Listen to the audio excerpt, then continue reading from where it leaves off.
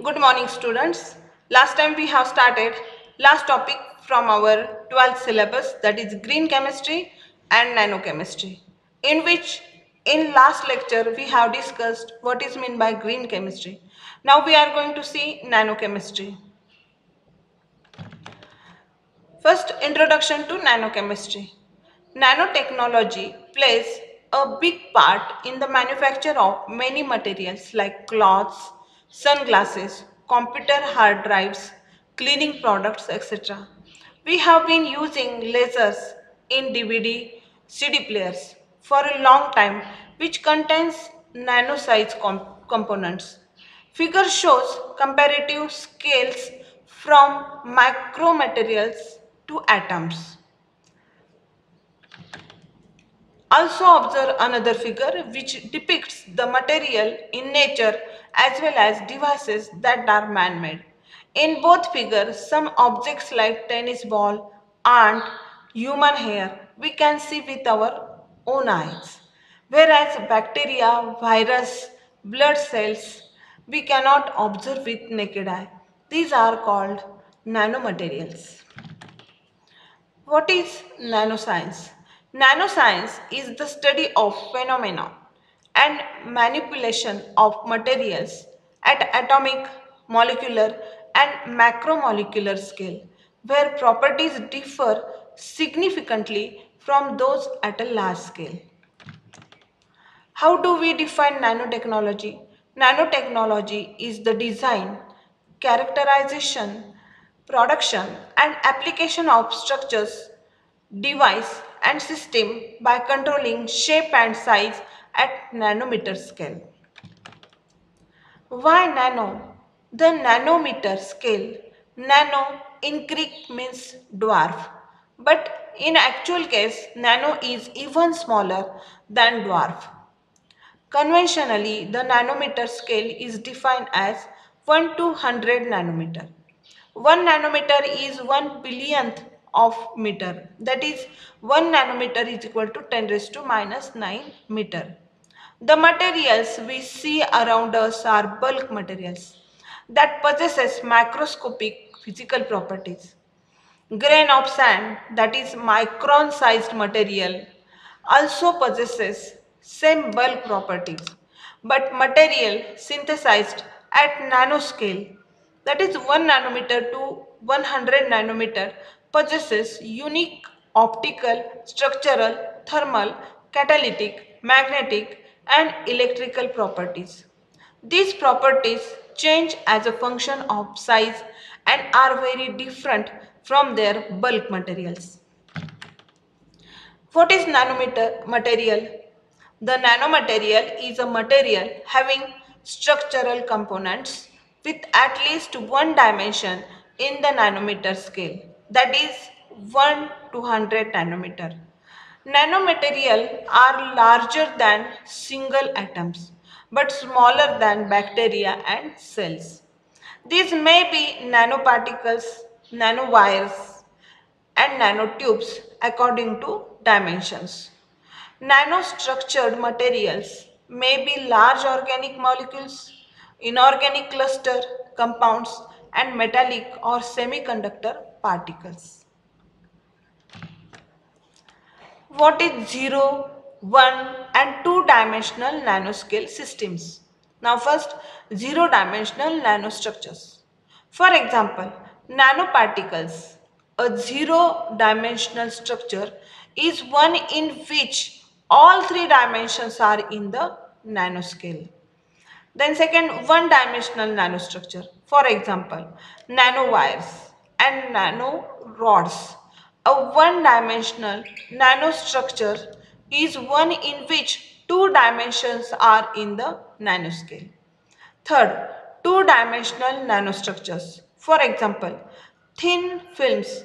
A two-dimensional nanostructure is one in which one dimension is in the nanoscale. Now, this chart illustrates the 0, 1, 2 dimensions.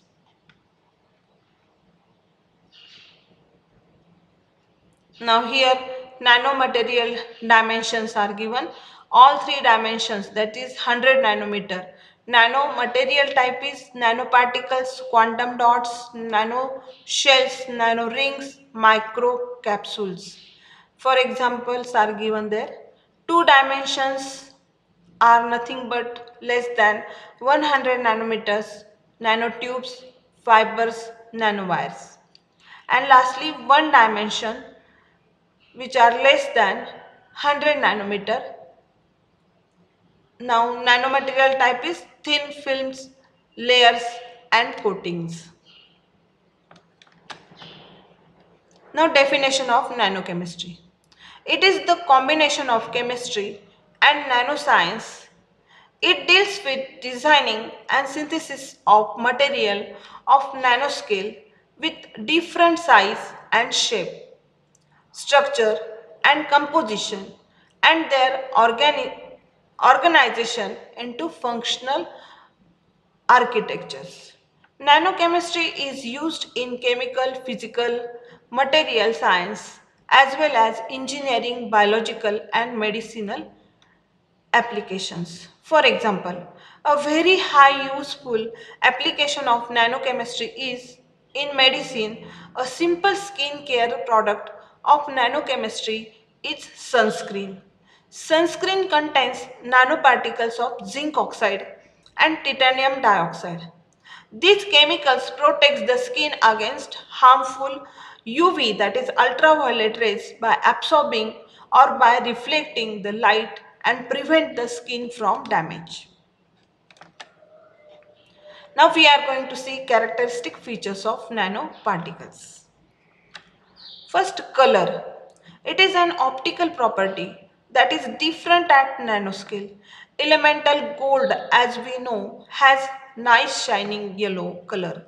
However, if you had only 100 gold atoms arranged in a cube, its color would be much more red.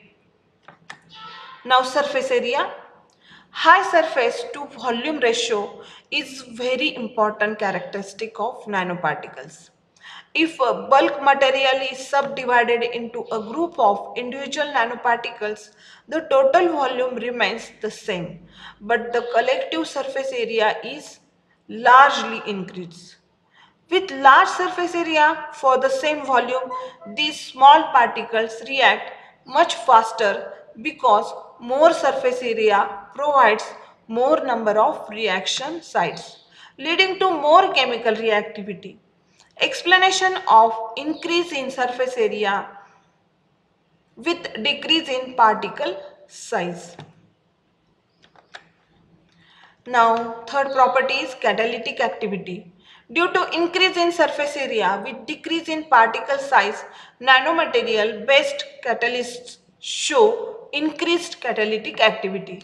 Usually, they are heterogeneous catalysts. That means catalysts are in solid form and the reaction occur on the surface of the catalyst. Nanoparticles catalysts can be easily separated and can be recycled. For example, palladium, that is Pd, platinum, that is Pt metals, nanoparticles used in hydrogenation reaction. Titanium dioxide or zinc oxide are used in photocatalysis.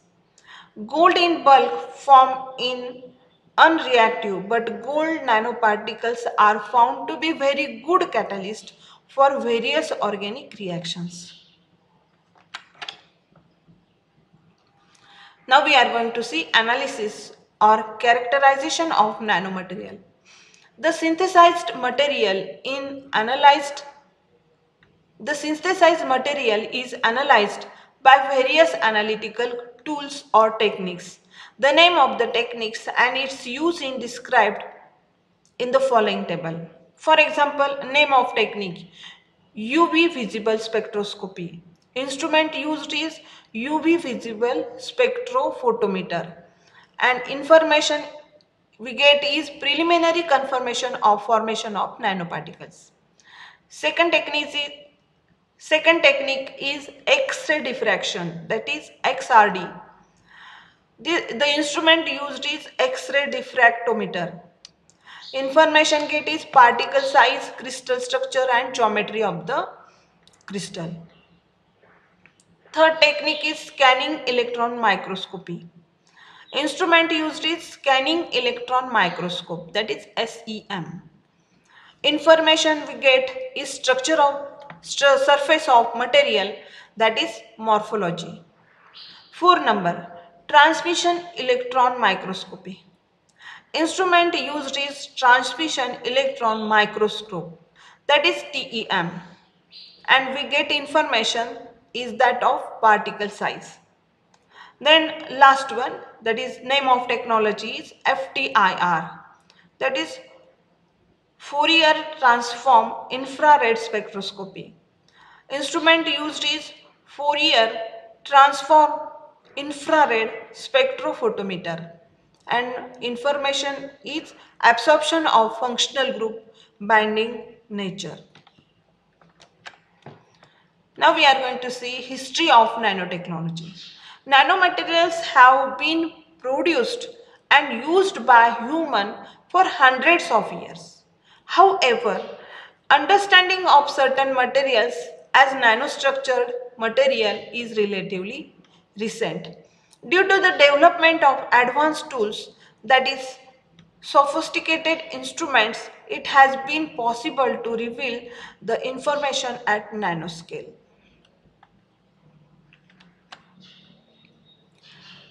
Now first, beautiful ruby red color of some ancient glass painting is due to gold and silver nanoparticles trapped in the glass matrix. Second, the decorative glaze or metallic film known as luster found on some medieval pottery is due to certain spherical metallic nanoparticles. Carbon black is a nanostructured material that is used in tires of car to increase the life of tire. It is discovered in 1900. Carbon nanotubes are made up of graphite sheets with nano-sized diameter. They have higher strength. Then 4 number, fumed silica, a component of silicon rubber coating, sealants and adhesives is also a nanostructured material. Now we are going to see applications of nanomaterials. Nanochemistry has already contributed to number of innovative products in various disciplines because of their unique physical, chemical, optical and structural, catalytic properties and so on. Few applications are given below. Nanoparticles can contribute to stronger, lighter, cleaner and smarter surfaces and systems. They are used in the manufacture of scratch-proof eyeglasses, transport, sunscreen, crack-resistant pens and so on. Then second, used in electronic devices, for example, magneto-resistive random access memory, that is MRAM.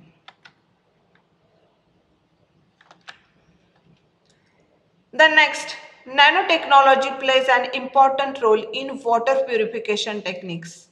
Water contains water-borne pathogens like virus, bacteria. 1.1 billion people are without access to an improved water supply. The provision of safe drinking water is currently high priority. Recently, cost-effective filter materials coated with silver nanoparticles, that is NGNPS, is an alternative technology. For example, water purifier. Silver nanoparticles acts as highly effective bacterial disinfectant, removes E. coli from water. Then 4 number, self-cleaning materials. Lotus is an example of self-cleaning. The lotus plant, that is Nilumbo nucifera, although grows in muddy water, its leaves always appear clean. The plant's leaves are super hydrophobic. Nanostructures on lotus leaves repel water which carries dirt as it rolls off. Lotus effect is the basis of self-cleaning windows. Nanoparticles and nanotechnology. Now we are going to see some advantages and disadvantages. Now first advantages. Revolution in electronics and computing. Then second, energy sector. Nanotechnology will make solar power more economical. Energy storage devices will become more efficient. Then in third, medical fields, manufacture of smart drugs helps cure faster and without side effects, curing of life-threatening diseases like cancer and diabetes. Now we are going to see disadvantages.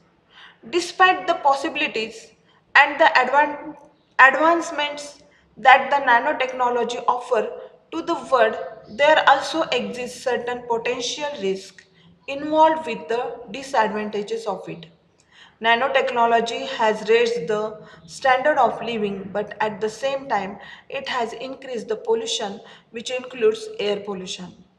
And last one, the pollution caused by nanotechnology is known as nanopollution. This kind of pollution is very dangerous for living organism.